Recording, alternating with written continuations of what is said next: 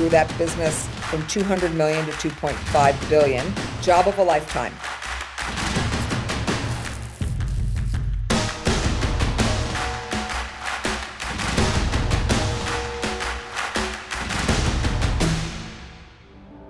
Ladies and gentlemen, please help me welcome to the stage serial entrepreneur Michelle Stacy.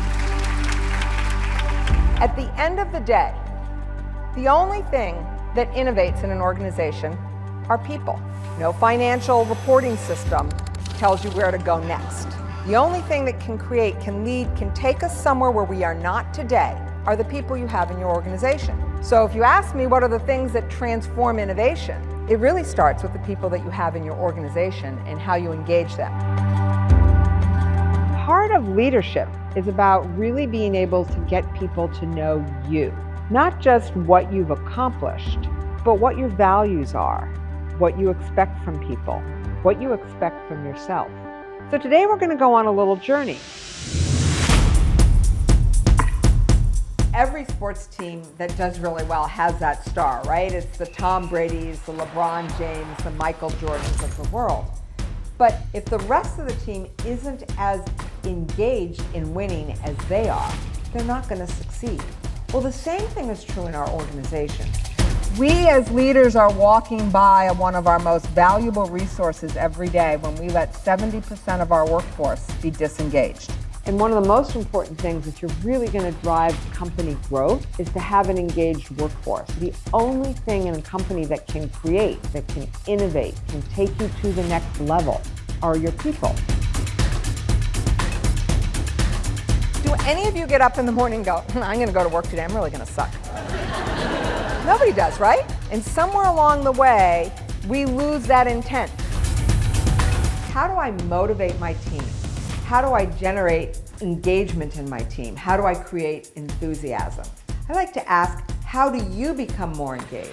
It's when we can generate our own high level of full engagement that it's easy to motivate your team to follow you.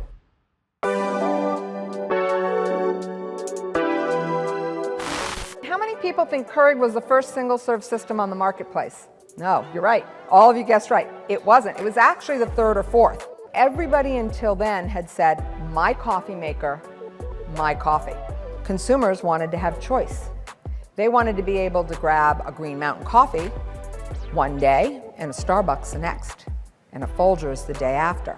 But Keurig was owned by Green Mountain Coffee Roasters, so can you imagine what a risk it was for a coffee company to say, I'm not going to just produce a single-serve coffee maker, I'm going to create an open network and share in the growth of the business. And that little thing called choice allowed Green Mountain Coffee to have that tremendous run that took it from 500 million to 4.5 billion in a 4-year time frame. Up until the introduction of Sensor, almost the entire category was disposable razors. So the first thing they started to do is to think about putting multiple benefits into Mach 3. I've only put 9 on the slide here. There were actually 25 different innovations that were in the Mach 3 product when it launched. And what they did was they collected innovations that could have been introduced much earlier and said, no, we're going to hold those innovations and we're going to wait and put them all together and package them in one big new product introduction. At the end of the launch of Mach 3, 80 cents on every dollar spent on shaving was a Gillette dollar. It's not always having something that's so new it's out of the box you've never seen it before. It's about how you put those things together and how you connect them to the consumer and the customer. What are the few opportunities that really matter, that really differentiate you? What are your super strengths? How many times do you sit in a meeting and you know that you're grumpy? Bad day, topic I really don't want to discuss, the meeting's not going the way I want to. What difference it makes if at the end of that, because sometimes we can't stop ourselves, we're humans, if you say, wow, I'm sorry, I don't think I gave you my all. Changes the whole dynamic. Real honesty leads to authenticity. With all of the innovation that's happening external to us, the rate of internal innovation has to keep up with it. It's what's going to keep you competitively ahead. think about what brings you joy at work and why. I create joyful opportunities so that I can live life fully engaged.